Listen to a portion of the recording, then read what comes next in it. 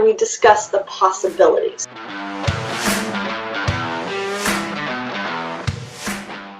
Hey guys, I'm Joe Klemczewski, founder of the Diet Doc, here in the Diet Doc Life Mastery Podcast with a special guest, Dr. Adam Martin. Adam, welcome very much. Thank you very much for being here, I should say. Thank you for having me, Dr. Joe. It's a pleasure to be here. Okay, and one of the reasons why I wanted Adam to come on this podcast is he just launched a new book, a digital book called RxU, or would you say Prescription U, Adam? Yeah, RxU, the Pharmacist Survival Guide for Managing Stress and Fitting in Fitness. Okay. And Adam is a pharmacist, so let's get that right out of the way so it doesn't just seem weird that we're talking about such a singular occupation. But Adam, we've known each other, it's got to be close to or beyond 5 years now, and it's been a joy for me to see you grow professionally. You've won awards within pharmacy as a young guy. I came out to Pittsburgh to speak at one point, and the pharmacy department was so encouraging to what you were doing in the field. So let's start there. I want people to know that besides just being a pharmacist, you have aspirations to change the entire field. So why did you become a pharmacist? What was your initial draw to that field, and what are you doing with it now? Absolutely. So first off, thank you so much for having me on this podcast. I think you guys are on episode like 73 or something. I've listened to every single one. It's my routine now. As I'm driving to Club Pharmacy, as I call working in pharmacy now, because I like to make it fun. But no, I wouldn't be able to be honestly where I am today. And I have so much more farther to go, but who I've turned into without your guidance and mentorship, both personally and professionally, along with Dr. Corey. So it's really been an honor to work in this field with you as a coach and mentor. So thank you so much for that. Awesome. But to answer your question, I love animals, and I actually wanted to be a vet for a long time. So the best way to experience what you think you might want to do is to do it. So I went and volunteered at a vet hospital, and they put animals to sleep like every day for good reason. Like they were about to, really ill and whatnot, but I couldn't handle that. I'm more of a sensitive guy. I love animals, but I couldn't really do that even if it was for good cause. So right around that time, I was looking for a career in high school. And my mom got diagnosed with colon cancer, very late stage. I didn't know this at the time, but at diagnosis was given less than 6 months to live. And that's where I get my mindset from, is she got that diagnosis and said, we'll see. I don't accept that. I will fight. And she developed the mindset and ended up going on for over 5 years fighting cancer. Wow. That was, metastasized to the rest of her body and whatnot.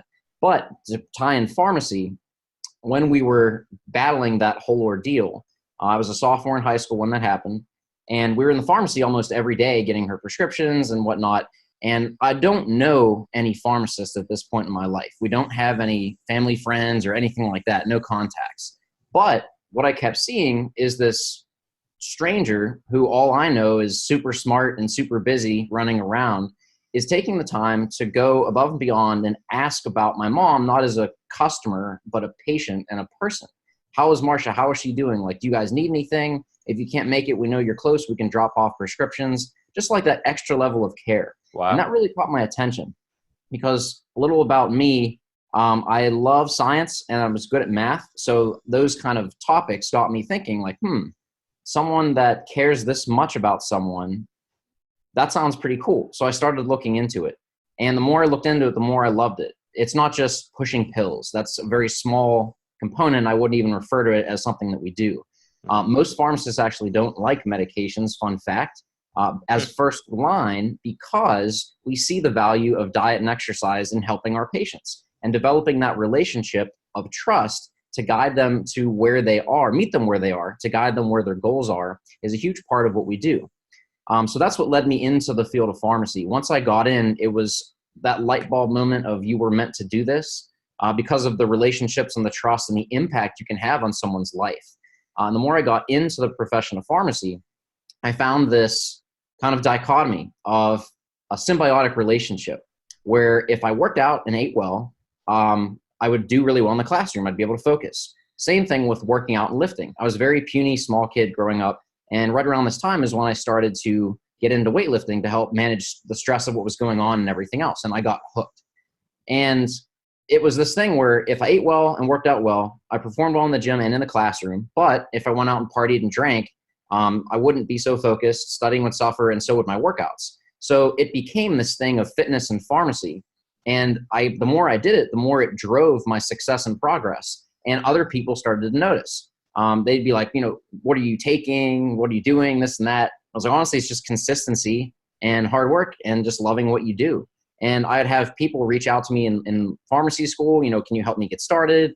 And then I got into the social media game and created this account called The Fit Pharmacist. I was like, oh, that sounds kind of neat. Like that sums up what I do. It's simple. And now it's a full-on business in the profession of pharmacy to help pharmacy students and pharmacists deliver their full potential. Because my belief is I can only reach so many patients in helping promote their life. But if I can empower pharmacists and people who are delivering care to be at their 100% best game, then that level will reach their patients and I can make a better impact that way. So that whole passion of you're the most successful healthcare provider, people with life debilitating diseases are coming to you with literally blind trust. You're in a position of power. You can either blow them off and, it's too busy and whatever, or you can really take that seriously and treat it as something sacred so that you can be positioned to lead them to better health. And that's what led me to you, Dr. Joe, in nutrition. Is around that time, I was like, I want to, learn more about nutrition. I want to do it the right way. And I don't want to do the fad diets. I want to do, what's science-based and is effective, but in a way that makes it fun. Because I'd gone through a few things that were restrictive and boring. So I'm a man of many words, but I'll stop it there because I don't want your podcast to turn into an hour.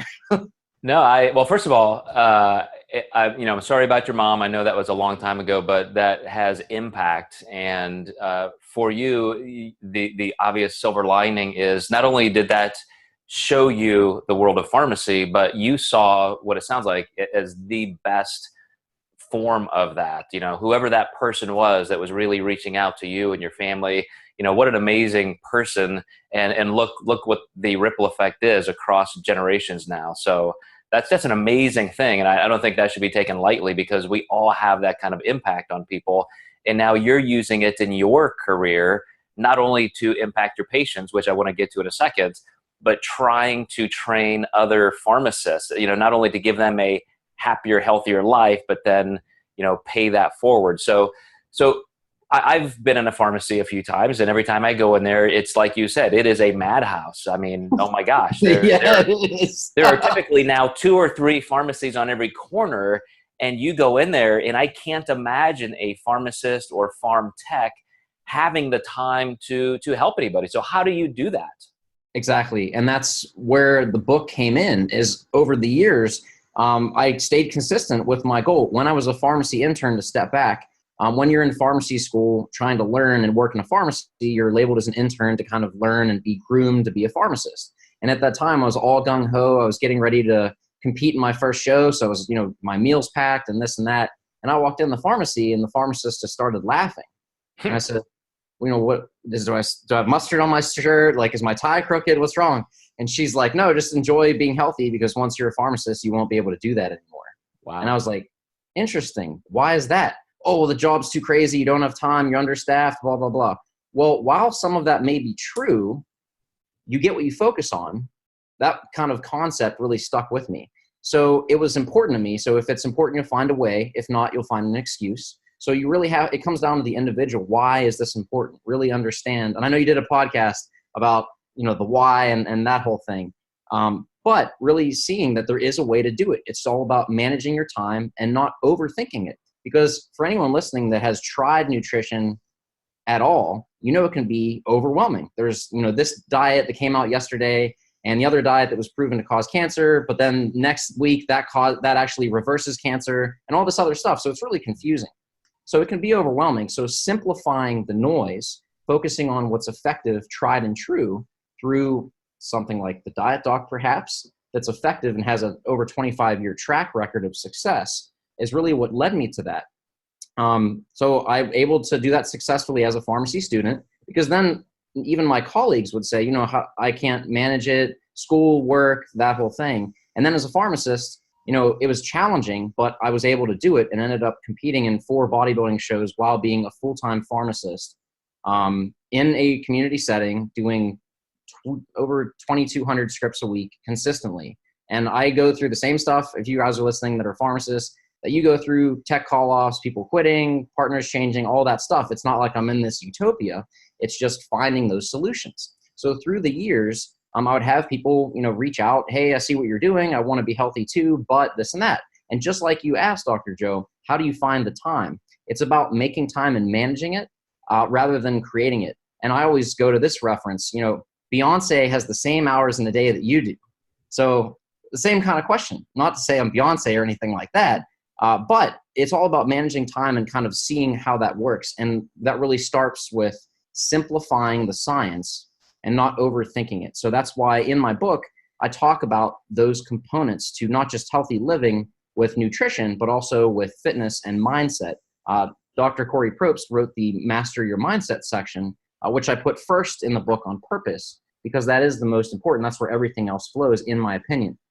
So that's why I coined it simple solutions to master your mindset, nail your nutrition, and fit in fitness. And then at the end, it really looks at not only health goals, but professional goals as well. 5 steps to make any goal last with follow through. And it breaks that down into simple action steps. So creating a plan, following through, and sticking with it long term. With the fitness part, Luke Probst, who's the training director, he's actually been my personal trainer for, I think, almost 5 years now. Did a phenomenal job at the excuses that we come up with or face. They're real. They're not imagined. But if you're a pharmacist or anyone listening, I guarantee there have been times where you wanted to work out, but it just felt like you didn't have time. And that's the number one reason I hear people of why they're not healthy or why they're not sticking to their diet or, workouts or whatnot. So I thought, why not take it from a point of view of one of the craziest professions? Like you said, we're running around with a chicken head cut off, and it's like organized chaos is a good way to describe it. But it's fun because I get to make that impact. So going back to your original question of how do I find the time to do it, is it's really just making it a priority. If you make it about, and I know there's metrics to hit and goals and this and that with the business side, but if you take care of the patient and really make that your focus, it will work out. And I know some of you listening might think that's crazy, but if you really make it about other people instead of yourself, you will grow by giving. And that's a concept that I've really taken to heart in the past couple years to a deep level. And that adopting that belief and putting it into practice has not only made me feel more fulfilled, but it's exploded my business. And it's been really phenomenal. And it's rewarding to help other people. Like, that's at the end of the day why I'm here, why you're here, and why we're all here now. So let's focus on that one thing. I want to go back to, you walk in with that cooler full of all of this great prepared food, meal by meal. And I have had many, many jobs that I did not own my schedule. So I can think back to working in a factory where, you're on the floor doing this job. You got a 15-minute break this many times a day, and that's it.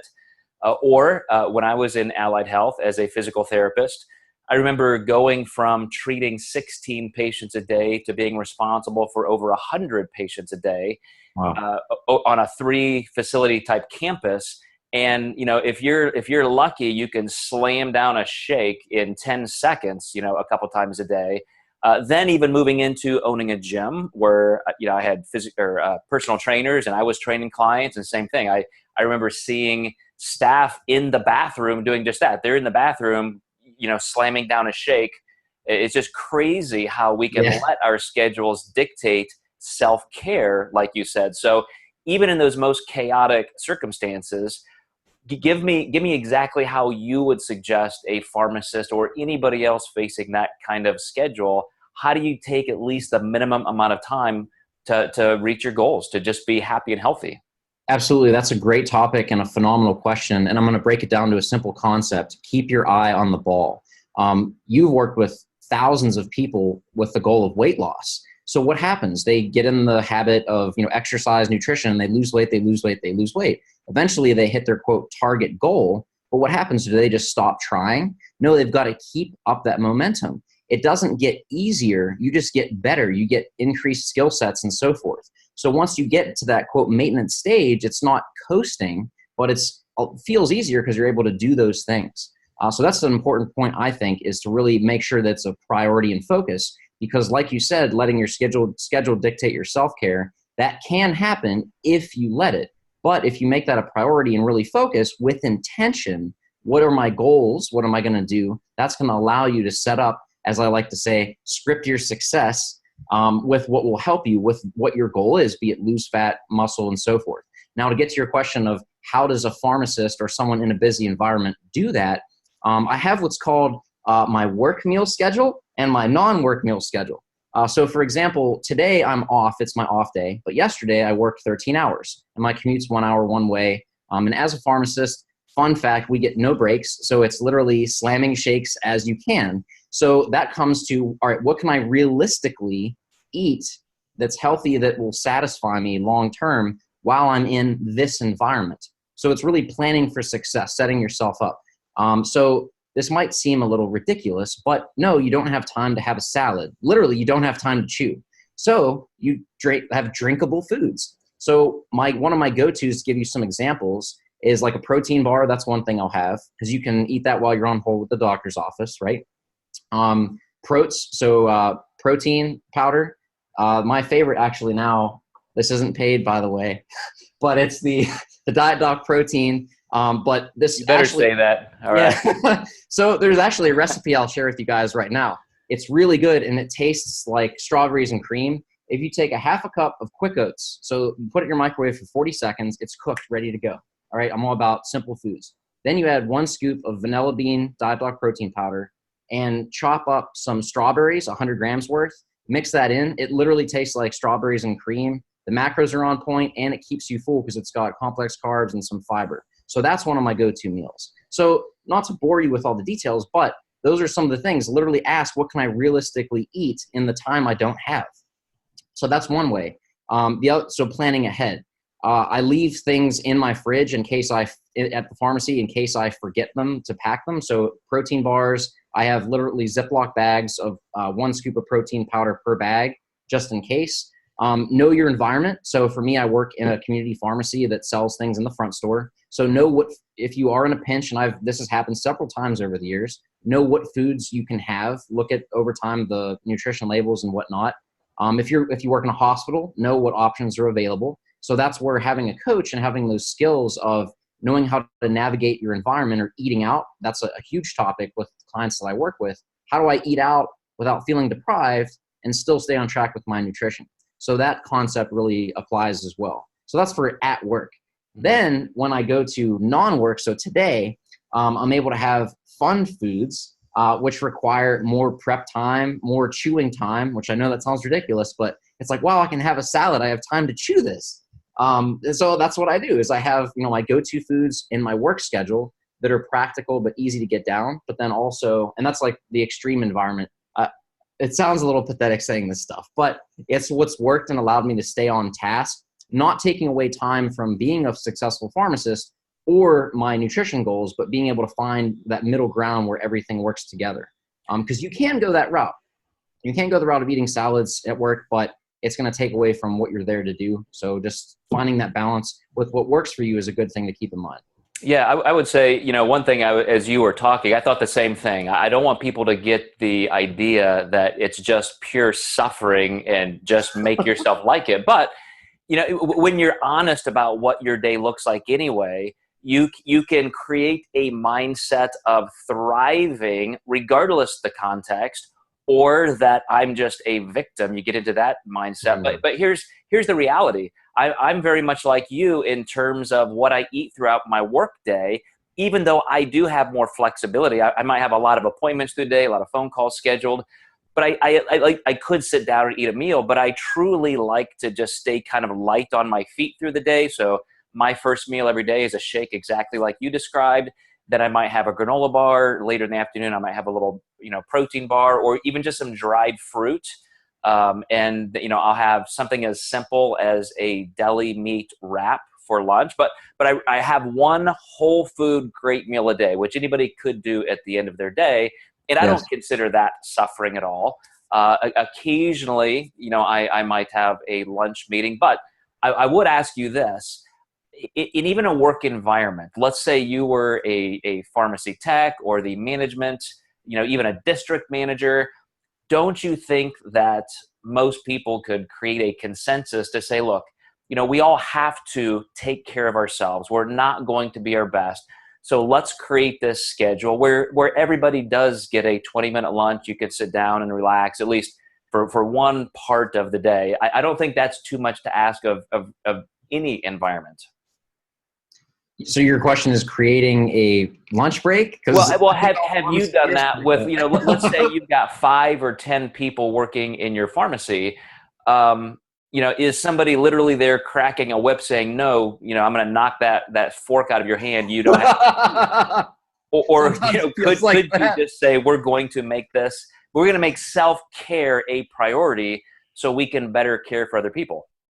So yes, this is actually something that has evolved into something really fun and really helped to grow my business. We had a step challenge at work a year or 2 ago. So I bought this Fitbit. For those of you watching via video, I'm showing you my awesome wristband here. So that was a step challenge and it was for free, whatever. Well, on Fitbit, there's an app to get challenges. So you can create your own challenge and it can be like work week hustle Monday through Friday. So my tech created this. And I thought, this is kind of cool. So we started it, but we got really competitive to the point where it's like, oh no, I want to go to the back room to pull the supplies because that's going to get me extra steps. Oh no, I want to take the patient outside the aisle to show them where the product is because I want to get the extra steps. All those things. It was, again, a symbiotic relationship with fitness and pharmacy. Not only did it increase your step count, which more exercise, healthier, more energy output, but it increased the business. You're putting patients first. You're literally running to beat the other person. So customer service is like, wow, what are these people on? Like, is this a bonus day? Like, what's going on here? And it drove productivity because you wanted to pull the drugs the fastest so that you could get to the next task to get more steps in. So it was really a driver for customer service, for business and fitness.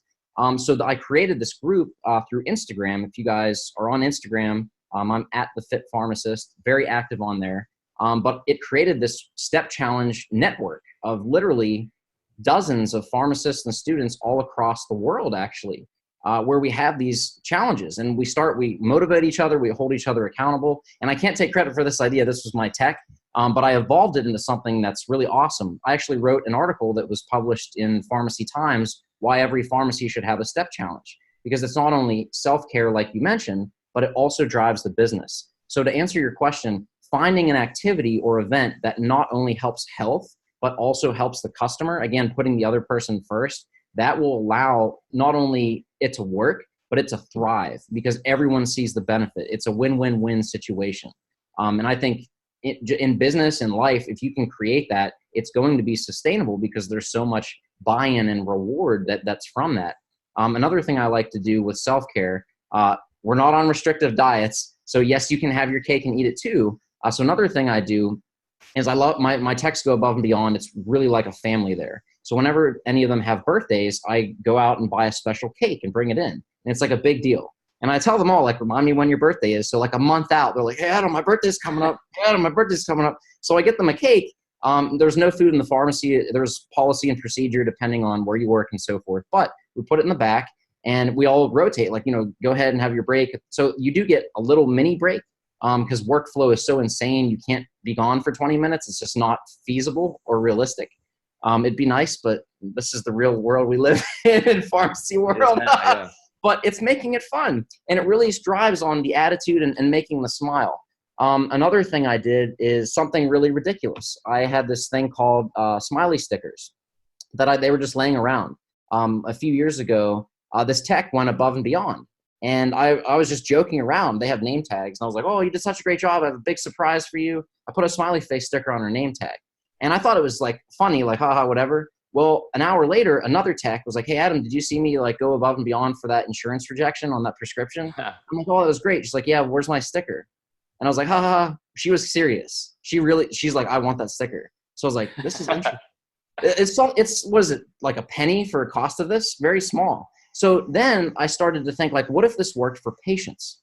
So I had a patient come in, her husband actually, and he's like, hey, we just moved to the area. I know pharmacists have policies with narcotics, but I just want to let you know, My wife's a stage 4 cancer patient. She's in a lot of pain. She doesn't deal with like conflict well. So if you guys have any issues, I just want to let you know, call me, don't call her, just to like, set the stage. So she came in like the next day with a script for a narcotic, and I filled it, policy and procedure and so forth. And I had an idea, and I'm like, hey, what's your favorite color? She was a very nice lady, real nice voice, like, it's blue. And I'm like, okay. So like I did her script, and I put a blue smiley face sticker on her bag. And I just thought it was something small, but she's like, come here and give me a hug. You don't know what this means to me. I'm going through so much. I know this is so small, but it just made my day. And I'm like, wow. So I started doing that over and over and over again. Again, like people have different personalities, so use your common judgment. But just finding something innovative that will make someone's day, make them feel special, make them feel recognized and heard, literally changes their day. I do this every day, and my texts, like when I do, and when they're at pickup, when they get the scripts, as soon as they grab the bag, all my texts look up to see what the reaction is, and they all smile. It's great. So like it's just some innovation, just adding some innovation to your day. That mood elevation of showing the customer that you care, the patient, and the text seeing that you care, you have a why, that's going to drive productivity and engagement. Because if you don't care and you're not really there to help people, then people aren't going to be willing to help you out and work extra hard and this and that. But if you work extra hard and put people first, put other people instead of yourself first, they're going to be a lot more keen to go that extra mile to help people. And you're going to have that literal team environment to drive not only engagement, but it'll lead to other things outside of work, like step challenges. So it's all tied together. And I think coming back to where we started is it's really tied to the mindset, keeping that positive attitude. And yes, that is a little extra pressure to put on you, but I challenge you to accept that responsibility. The team looks to you as the leader, whether you're a pharmacist, a doctor, or whatever. So if you have a bad day at home, if you bring it to work, it's going to reflect. So it's on you to come in and be the best and lead by example. And that's really a huge task, but it's going to make your day. So I literally have on Pandora a playlist called Happy Radio, and my texts, I've conditioned them this. If they start complaining or whatever, like I'll try to intervene, but if it keeps going, I'll literally turn on Happy Radio and they'll shut up because they don't like that station. So just innovative ways to keep the mood light and whatnot. Ask how people are doing, have a genuine interest. So when a patient comes up, you can say, hey, how was your graduation party you went to? I remember you saying that. It went well? That's going to make them go easy. I know this is pharmacy specific, but you have a cheat sheet. Their name is right on the prescription bag.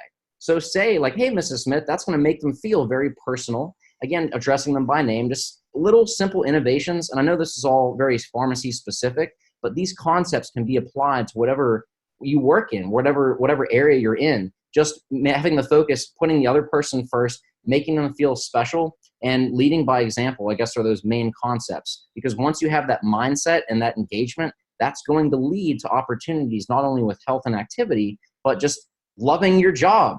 So much so that I now call it Club Pharmacy as a joke. And again, that's another thing that has exploded. And I get tags all the time on social media for years. People in like, what was yesterday? Someone in Louisiana was like, Club Pharmacy, can't wait to party at the Pharmacist. I'm like, this is ridiculous. So it literally drives this whole business lifestyle, and it's really awesome. So that's, again, a man of many words. You may not even realize this, but that was just a beautiful book ending of the way you were positioned into pharmacy as a profession was because somebody showed your mother and your family an extraordinary amount of care that doesn't have to happen, but there was that connection. And now look what you're doing for your patients, your staff, and even, your pharmacy community around the world. So that's life, man. That is as good as it gets. And your book, this is why I like this. I think it's brilliant that the title,